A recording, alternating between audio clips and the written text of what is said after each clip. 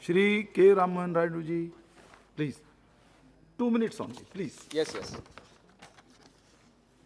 Thank you, sir, for letting me speak on Mines and Minerals Development and Regulation Amendment Bill. Given the time constraint, I'll try to be brief for the points that I want to mention.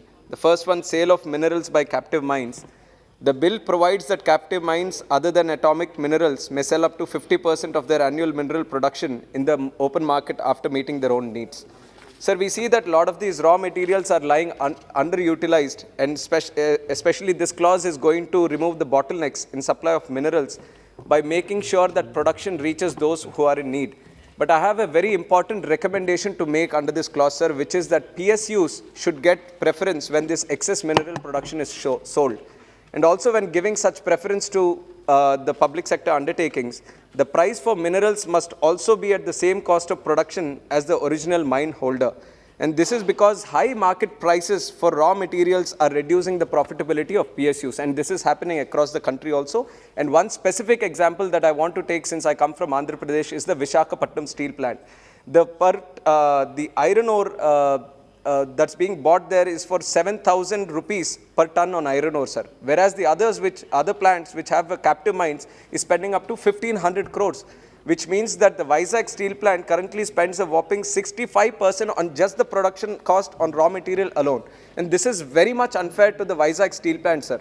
That is why I request that if the preference is given to the PSUs, then plants like Vizag steel plant will be competitive with other PSUs and also private. I have 2 other points and I'll finish, sir.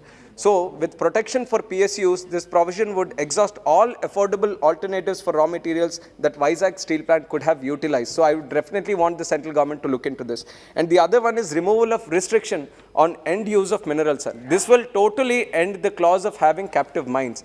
And the reason I again mentioned Vizag steel plant is that in 2007 itself, the parliamentary committee has recommended that the VSP should have their own captive mines just like the other PSUs. And since then, this demand has been pending at the central government. Okay. Unless they want to kill the Vizag steel plant from being a PSU, there is no other reason for the government to look after it. I see that all these clauses, sir, they are advancing a hand to the private players, saying that we are there for you. If there is any problem, then we are extending a hand. When you are extending such a good hand to the private players, why don't you look after the PSUs which are under you itself? Okay. So definitely the clause of ending captive mines is totally not relevant, sir. It also has to be looked after, and Vizag steel plant should be given the captive mines option also. And the last point that I want to mention is the auction by the central government. This is a place where the cooperative federal spirit also comes into place. Chalo, you are giving the time to the state government, but once that is also done, definitely instead of taking the entire rights by the central government itself, hold some kind of discussions, make them also party in whatever is happening after that given time is placed. Because the whole cooperative federal, the spirit of cooperative federalism, sir, you just can't take it loosely and say that you have given an option to the state government. It has to be upheld at each and every point.